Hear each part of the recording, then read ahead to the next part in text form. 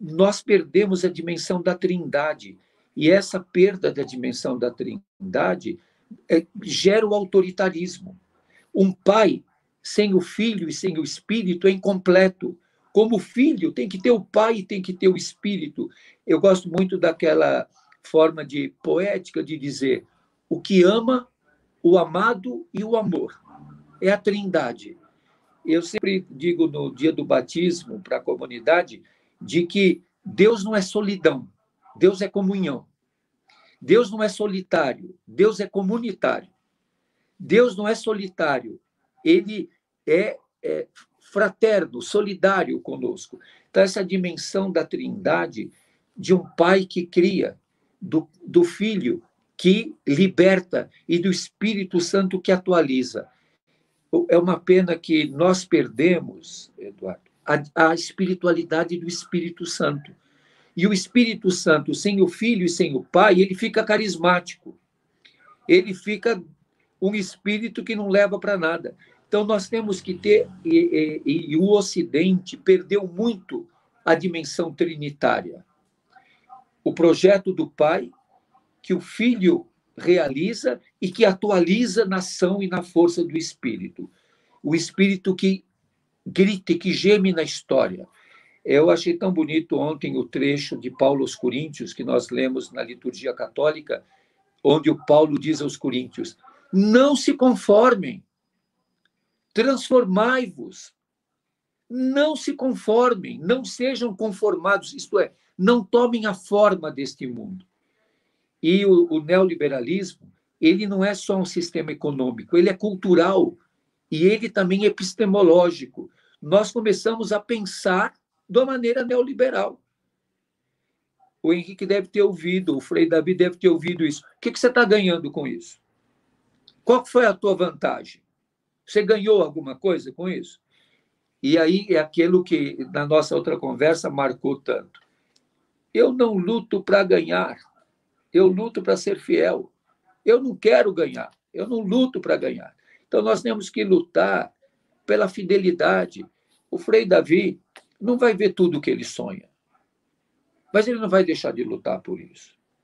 O Henrique não vai ver tudo pelo qual você luta, nem você, Eduardo, nem eu. Eu já estou com 71 anos. Não vou ver tudo pelo qual eu luto. Mas por isso eu vou deixar de lutar. Eu só vou lutar se eu for ver, se eu for ser reconhecido. Não, eu tenho que lutar para ser fiel. Eu acho que nós não podemos perder a dimensão trinitária, a espiritualidade da Trindade. Da Trindade, e isso que eu comentei. É muito sério isso, viu, Henrique? Eu gosto muito de repetir. Deus não é binário, Deus é trinitário.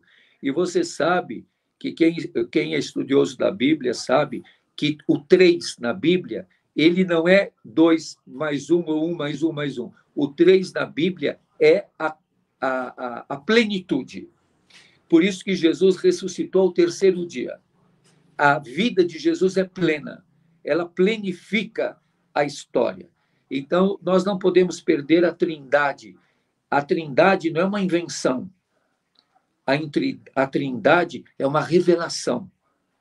A Trindade é uma manifestação, é uma teofania.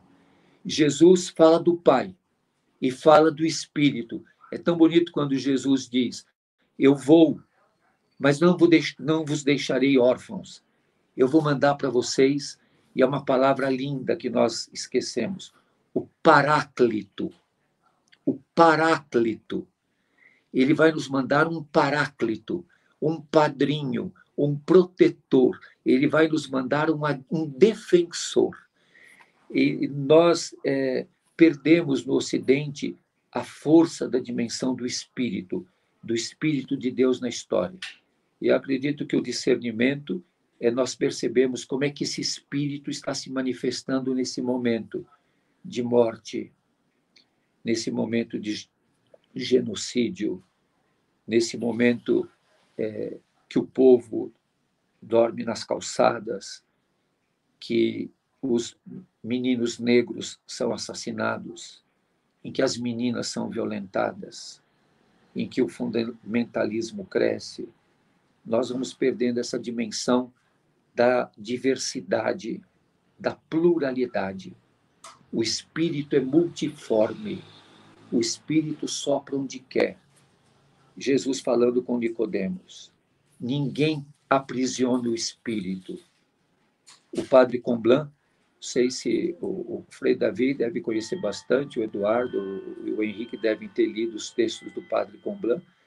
O padre Comblan é um dos, como se diz tecnicamente na teologia, um dos maiores estudiosos da pneumatologia. A nossa pneumatologia no Ocidente é muito pobre. E o padre Comblan, ele foi um dos maiores estudiosos da pneumatologia. Ele começa, são 5 livros dele que estudam a pneumatologia. Ele começa com o tempo da ação. E ele vai dizer como é que a ação de Deus se dá na história pela ação do Espírito. Será que nós estamos sem o Espírito Santo agora? O Espírito Santo está preso numa gaiola? Como é que ele está presente na história? Você sabe, Eduardo, às vezes eu tenho medo de me acharem herético, mas às vezes eu vejo que o Espírito Santo está muito forte na luta do grupo LGBTQI+. Que esse grupo questiona tanto, desinstala tanto, que eu vejo neles a força da ação do Espírito, na luta das mulheres. Os indígenas, os povos originários, estão cheios do Espírito, defendendo a floresta. Os que negam o Espírito estão queimando o Pantanal. E os que defendem as aves, a fauna e a flora, estão celebrando a ação do Espírito. O povo negro, quando quebra as correntes, é o Espírito Santo que os liberta. Então, nós temos que perceber que o Espírito Santo não é propriedade de nenhuma igreja e de nenhuma religião. O Espírito Santo é a ação de Deus na história.